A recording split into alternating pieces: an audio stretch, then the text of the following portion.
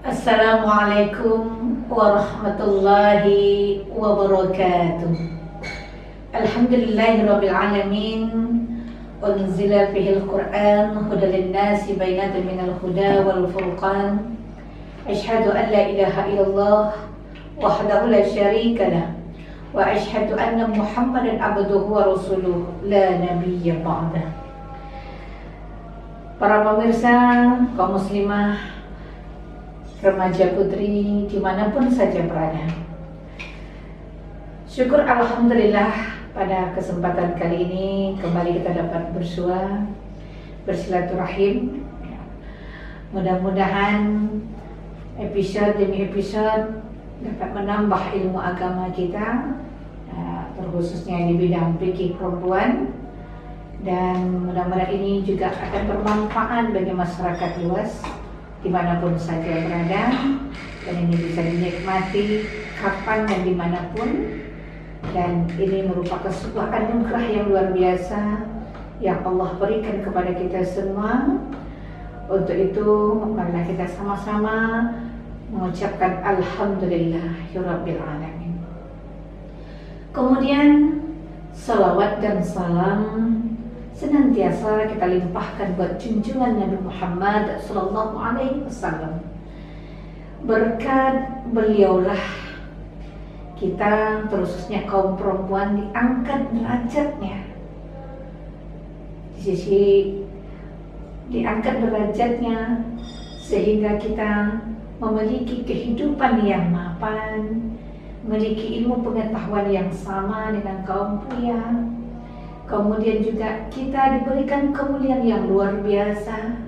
Ini berkat perjuangan Rasulullah SAW yang menghantarkan kita dari lembah jahiliyah ke lembah peradaban sebagaimana yang kita rasakan hari ini. Dan kita sangat bersyukur sekali di mana Allah Subhanahu wa Ta'ala, begitu juga Rasulullah mengangkat bagaimana martabat perempuan itu bisa menjadi mulia di sisinya. Para pemirsa dimanapun saja berada, pada episode kali ini kita akan membahas tentang hukum khitan bagi perempuan. Di kemajuan teknologi dan arus globalisasi yang hari ini semakin kita nikmati, ternyata sebuah kebiasaan-kebiasaan dalam sebuah peradaban menjadi hal tidak penting menurut kalangan untuk dilakukan, walaupun jikalau seandainya hukumnya tidaklah wajib. Jadi hari ini sudah kita rasakan dengan banyaknya pertanyaan-pertanyaan dari masyarakat kita tentang hukum khitan bagi anak perempuan ini, sehingga setiap bayinya lahir, setiap cucu perempuan yang lahir, dia akan bertanya, "Ustazah, bagaimana ini? Apakah cucu kami harus kami khitankan?"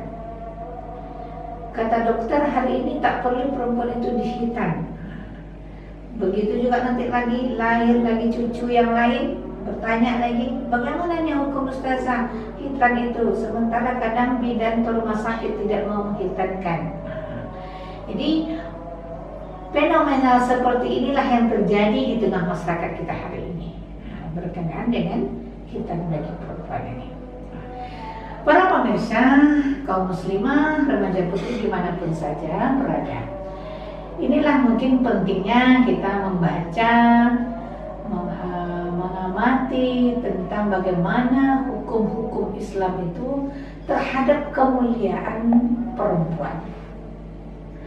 Memang di dalam bab tentang kebersihan perempuan, ya, dulu pada episode-episode beberapa yang lalu, ya, kita sudah membahas sebenarnya tentang hal-hal yang disunnahkan, tentang hal-hal yang diharamkan terhadap perempuan itu sendiri, ya. Seperti kemarin mencukur alis, ya, kita bahas, ya. Kemudian tentang mencabut bulu kemaluan, bulu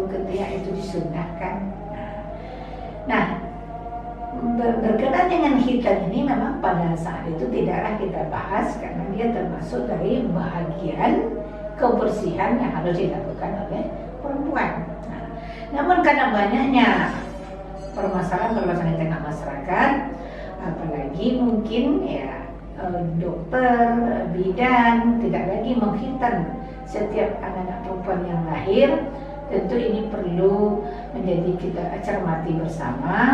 Kira-kira bagaimana pendapat para ulama kita ya, berkenaan dengan hal ini ya. Para pemirsa dimanapun saja berada, baiklah mungkin kita akan ulas ya, satu persatu pendapat para ulama berkenaan dengan hukum khitan bagi perempuan ini. Khitan bagi anak perempuan ini memang tidak semasyhur khitan yang dilakukan pada anak laki-laki.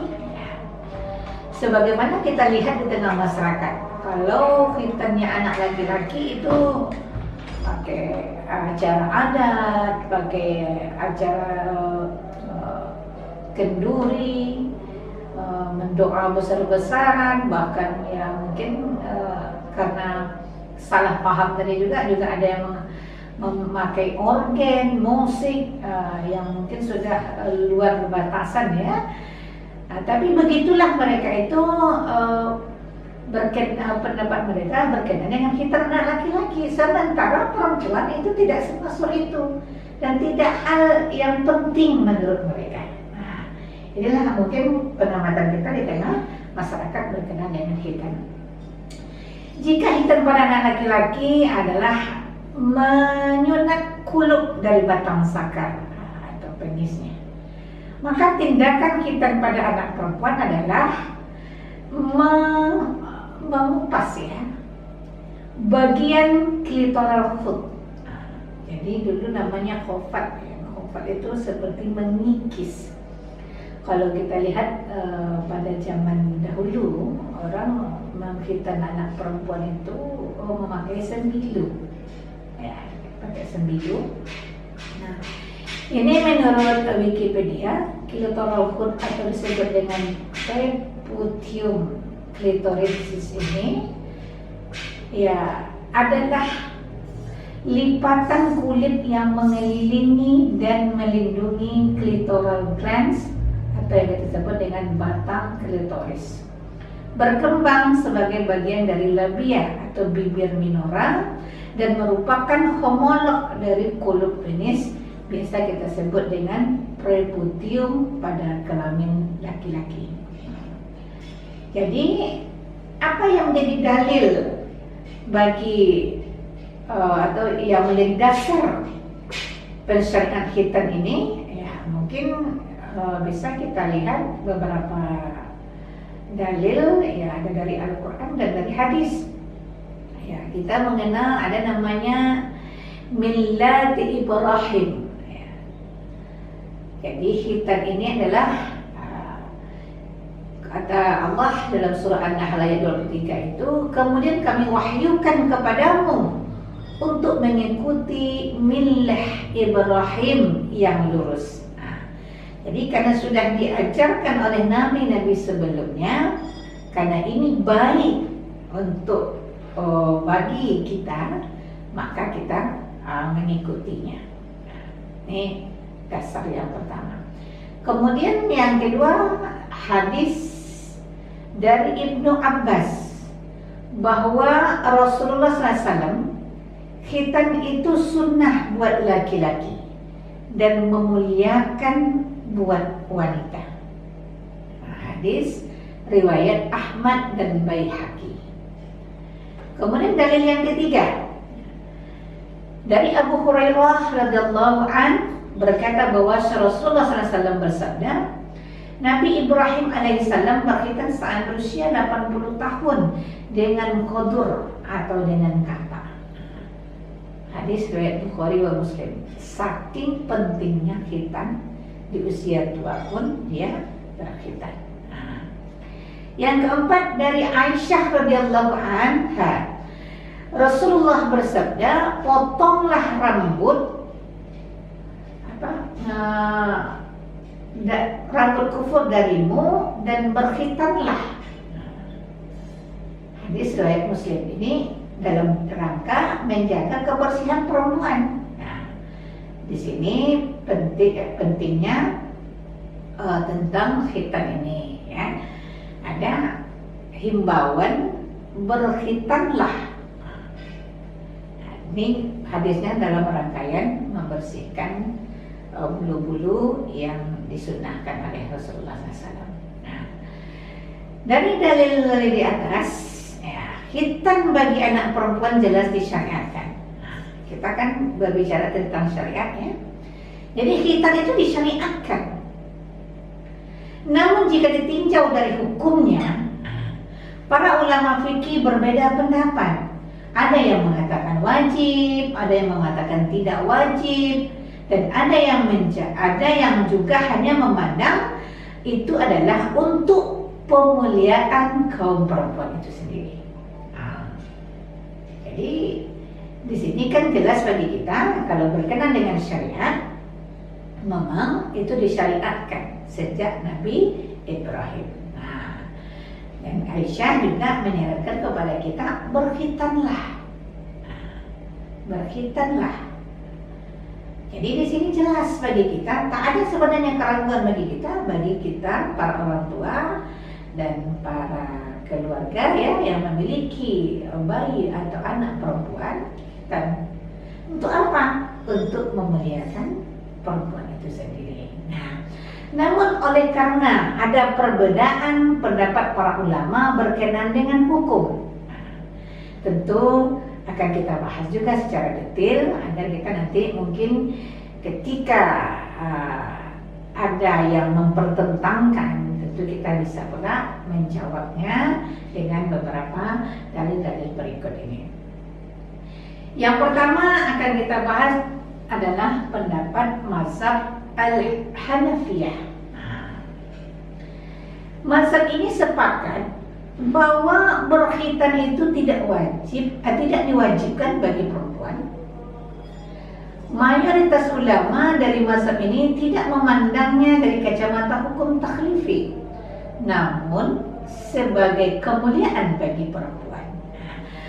Jadi menurut mereka ini tidak diwajibkan, tapi oleh karena untuk memuliakan atau kemuliaan perempuan itu, maka khitan boleh kita laksanakan.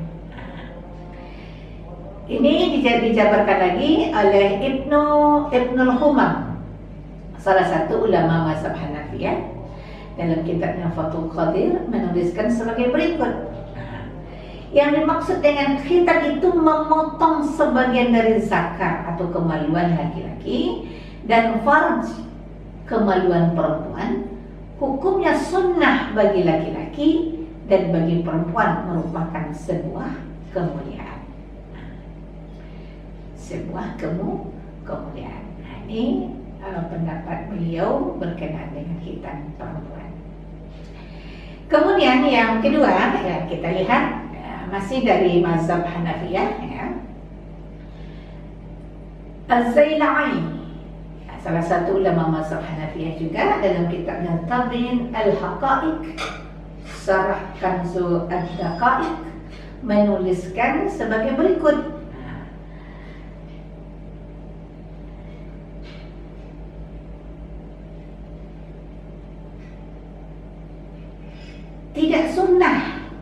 Tidaklah sunnah bagi perempuan berkhitan, tetapi sebuah kemuliaan bagi laki-laki karena dapat menambah keintiman dalam berhubungan suami istri ketika mereka sudah dewasa. Jadi mereka melihat faktor positifnya atau manfaatnya.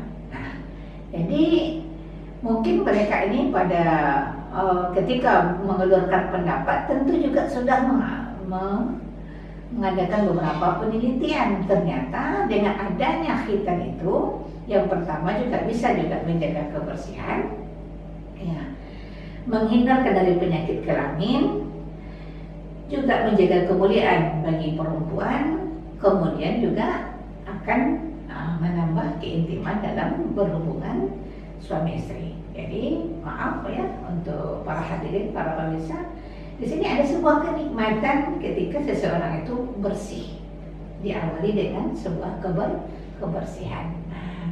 Ini alasan dari pendapat ulama Hanafiyah.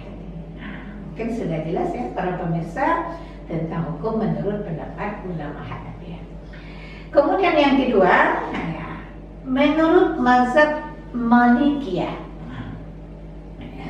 Kalau tadi beberapa pandangan dari Hanafiyah tetap menyebutkan hanya kemuliaan, ya tidak mengatakan wajib, ya tidak mengatakan sunat, tapi kemuliaan. Bagaimana pula menurut Al-Malikiyah? Ini salah satu ulamanya yang bernama Al-Qarafi. Salah satu ulama di kalangan mazhab Al-Malikiyah menuliskan dalam kitabnya Az-Zakhirah, makruh bagi Imam Malik menghitankan anak pada hari kelahiran atau hari ketujuh, karena itu perbuatan orang-orang Yahudi, dan membatasi usia khitan ketika anak berumur 7 tahun. Sebagaimana diperintahkan untuk mereka sholat dari umur 7 tahun hingga 10 tahun. Ibnu Hubaib mengatakan berkhitan bagi laki-laki sunnah, sedangkan bagi perempuan merupakan kemuliaan. Jadi menurut pandangan mereka juga hampir sama ya dengan pendapat para ulama Hanafiyah yang sebelumnya kita sampaikan. Jadi mereka justru menentukan usia, jangan dikala bayi, jangan dikala berumur masuk 7 hari seperti kita mengakikahkan ya.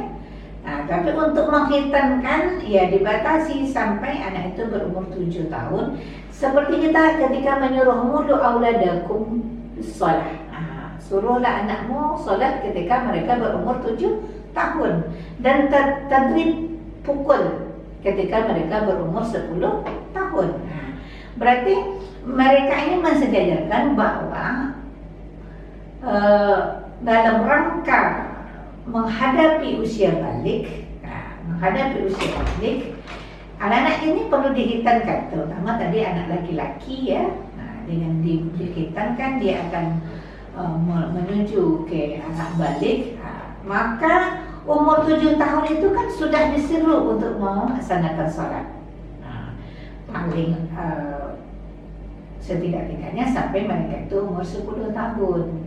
Ini batas waktu untuk menghitankan. Jadi berkenaan dengan hukum juga laki-laki itu sunnah, bagi perempuan adalah sebuah kemuliaan. Ini pendapat mereka. Kemudian yang kedua dari mazhab Malikiyah ini Al-Khattab Ar-Ru'aini, salah satu ulama dari kalangan mazhab Malikiyah, menuliskan dalam kitabnya Mawahibul Jalil fi Syarhi Mukhtasar Khalil sebagai berikut. Adapun khitan bagi perempuan, Ibnu Arafah mengatakan bahwa itu adalah syariat yang mulia. Jadi mengarahkan kepada sebuah kesempurnaan ya, kemuliaan.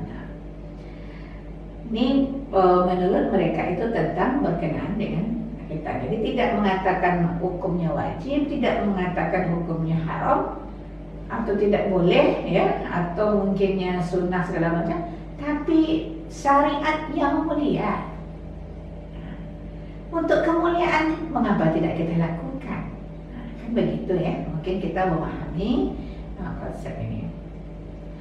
Kemudian yang selanjutnya ya, pendapat lagi dari mazhab Asy-Syafi'i.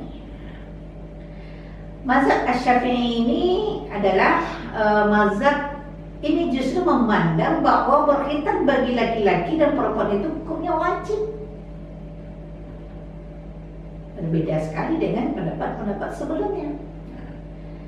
Sebagaimana penuturan di bawah ini. Nah, yang pertama ulama dari mazhab Syafi'iyah yang terkenal itu adalah Imam An-Nawawi.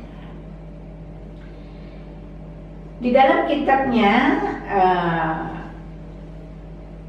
Minhaj At-Talibin wa Umdatu al-Muftahid fi al-Fiqh menuliskan bahwa wajib bagi perempuan itu berkhitan dengan memotong sebagian daging kecil yang berada di bagian atas kemaluan, dan bagi laki-laki dengan menghilangkan sebagian kulit penutup bagian depan dari kemaluan, dan disunnahkan bagi laki-laki untuk menyegerakan khitan di umur 7 tahun.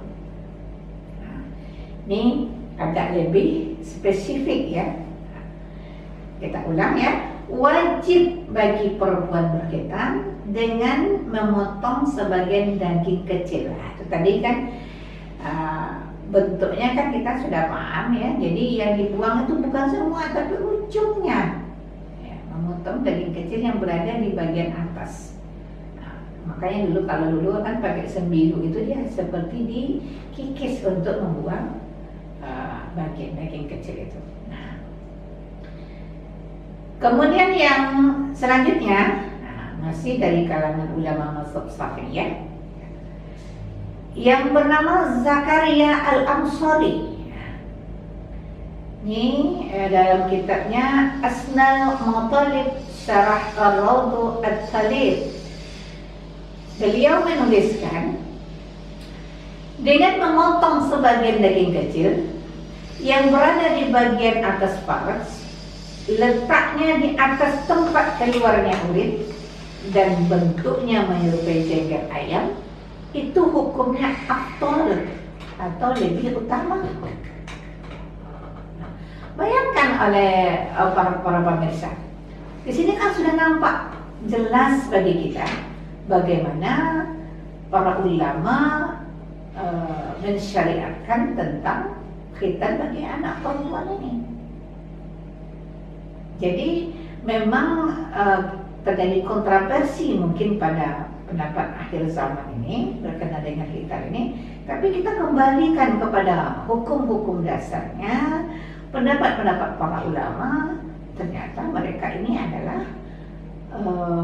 sebahagian besar dari mereka ini tidak ada larangan, bahkan tidak ada yang tidak membolehkan bagi perempuan itu dikhitankan. Lalu sekarang bagaimana ini pendapat para ahli medis dan segala macamnya berkenaan dengan ini? Adalah mungkin perlunya kita kembali gali-gali hukum-hukum berkenaan dengan masalah khitan bagi anak perempuan ini. Selanjutnya masih kita berkenaan dengan pendapat-pendapat para ulama ya. Ini selanjutnya kita akan kemukakan pendapat Ibnu Hajar Al-Haytami. Ini juga dari mazhab Syafi'iyah. Mengatakan diwajibkan juga berkhitan bagi perempuan dan laki-laki. Wajib. Kalau wajib itu berarti kan harus kita lakukan dalam rangka untuk menjaga kebersihan anak kita, baik laki-laki maupun perempuan. Selanjutnya Al-Khatib As-Sarbini juga beliau mengatakan diwajibkan berkhitan bagi perempuan dengan menghilangkan sebagian daging kecil di atas kemaluannya. Jadi hanya membuang sebahagian kecil saja. Ya, makanya tadi kita sebut dengan khufat. Ya. Ini pendapat dari ulama, beberapa para ulama dari mazhab Asy-Syafi'iyah. Nah, jadi para pemirsa, dari 3 kalangan para ulama tadi saja sebenarnya kan sudah jelas bagi kita. Ya, cuma mungkin karena ada keraguan demi keraguan. Apalagi sekarang ini kita dihantam dengan beberapa permasalahan atau pendapat kaum dari liberal ya. Ini kadang-kadang menjadi sebuah kontroversi, sehingga kadang-kadang kita ada keraguan untuk melakukan hukum itu terhadap sesuatu hal yang amat sedang terjadi di tengah masyarakat kita. Selanjutnya saya akan sambung lagi mazhab berikutnya, pendapat mazhab Hanabilah. Adapun mazhab Hanabilah mengatakan bahwa hukum berkhitan itu dibedakan antara laki-laki dan perempuan. Wajib bagi laki-laki dan tidak wajib bagi perempuan. Jadi justru agak dipisahkan. Kalau laki-laki itu wajib, ya mungkin itu tadi seperti yang kita lakukan kebanyakan di negeri kita, ya. Kalau anak laki-laki itu rata-ratanya dihitamkan, ya. Ya walaupun mungkin dengan sekarang ini kan sudah ada teknologi yang canggih, ya. Memakai bius, ya, memakai laser dan segala macam. Karena kita menganggap bahwa menurut mazhab Hanabilah ini adalah khitan itu adalah wajib bagi anak laki-laki. Ya. Tetapi bagi anak perempuan itu justru tidak diwajibkan. Tapi hanya tadi kita masih berpegang kepada pendapat yang mengatakan bahwa untuk kemuliaan baginya. Nah, di dalam mazhab Hanabilah ini juga beberapa para tokoh, para ulama juga mengemukakan pendapatnya. Salah satunya adalah Ibnu Qudamah. Ini ulama dari kalangan mazhab Hanabilah, di dalam kitabnya Al-Mughni menuliskan sebagai berikut, ya, diwajibkan bagi laki-laki berkhitan, sedangkan bagi perempuan tidaklah diwajibkan, melainkan hanya sebuah kemuliaan bagi yang mengerjakannya. Nah, jadi mungkin di aplikasinya dalam masyarakat kita, ya, atau realisasikan di masyarakat kita, ya, laki-laki memang diwajibkan, ya, sebagaimana yang sudah kita laksanakan, ya, di tengah masyarakat kita.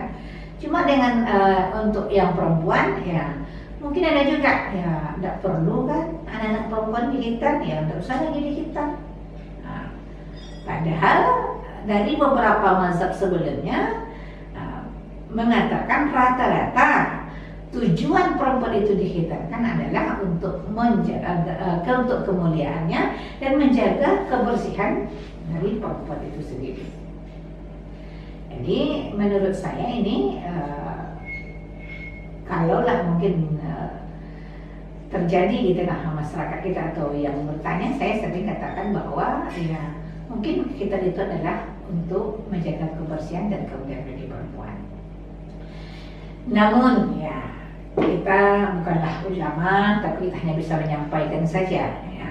Tapi dari kesimpulan beberapa pendapat para ulama tadi, ya, dari pemaparan dari 4 mazhab dan ulama-ulama dari masing-masing mazhab tadi, mazhab Syafi'i mengatakan bahwa hukum khitan itu wajib atas laki-laki maupun perempuan.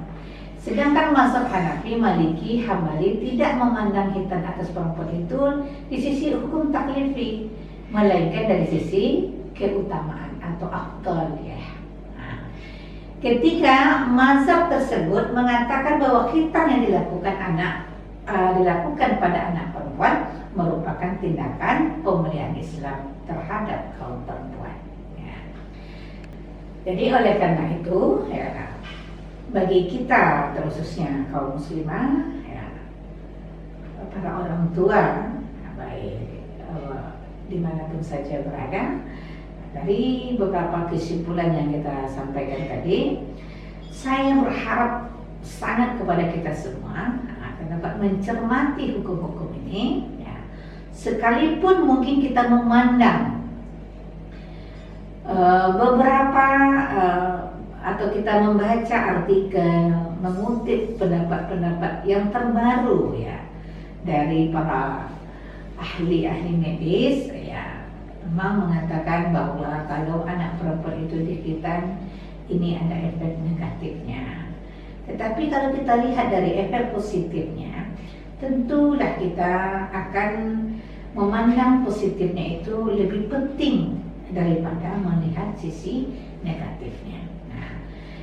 Kemudian yang kedua, ya, saya ingin menyinggung sedikit tentang beberapa kasus penyakit kelamin, terkhusus bagi negara-negara atau suatu daerah, ya, yang mungkin masyarakatnya atau tidak mungkin biasanya kan yang berkaitan ini kan beragama Islam, ya.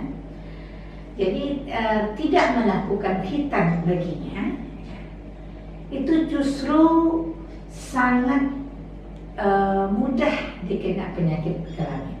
Ya, banyak penyakit kelamin yang kita kenal ya, yang mungkin hari ini semakin merebak kemana-mana.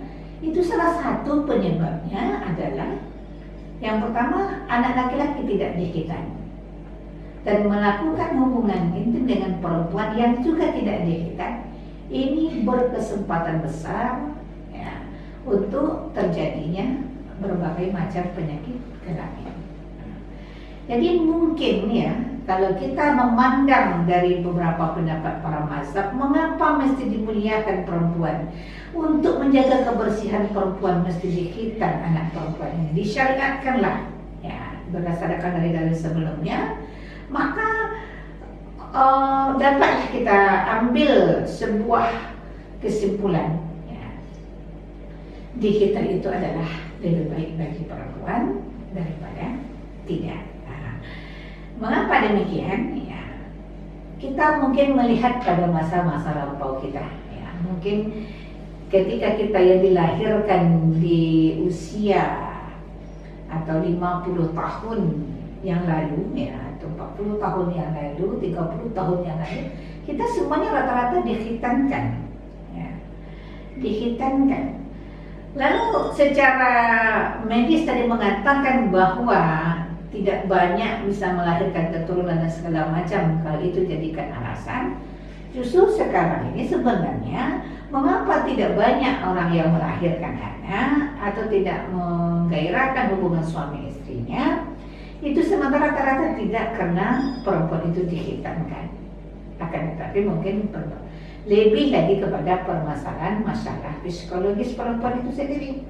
Bahkan perempuan hari ini banyak yang membatasi kelahiran anaknya. Nah, nanti masalah membatasi kelahiran anak ini tentang hukum KB dan segala macam akan kita bahas pada episode berikutnya.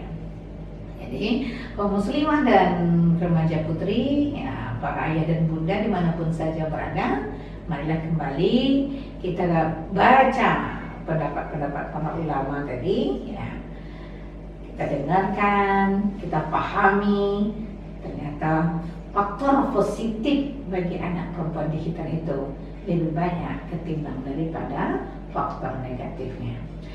Para pemirsa dimanapun saja berada, inilah mungkin beberapa hal yang dapat saya sampaikan berkenaan dengan hukum hitannya anak perempuan yang sekarang sedang menjadi permasalahan besar di tengah-tengah masyarakat kita, ya, sehingga menjadi atau membuat pertanyaan banyak di masyarakat kita, ya terutama kita yang beragama Islam yang biasa mengikuti anak-anak kita. Mudah-mudahan kajian ini bermanfaat dan bisa dapat menjadikan jawaban bagi pertanyaan seluruh kaum muslimah dimanapun saja berada, dan mudah-mudahan ke depan dapat melakukan yang terbaik buat putrinya demi cintanya dan sayangnya kita kepada mereka. Akhir kalam, terima kasih atas segala perhatiannya. Lebih kurang saya mohon maaf. Billahi taufiq wal hidayah. Wassalamualaikum warahmatullahi wabarakatuh.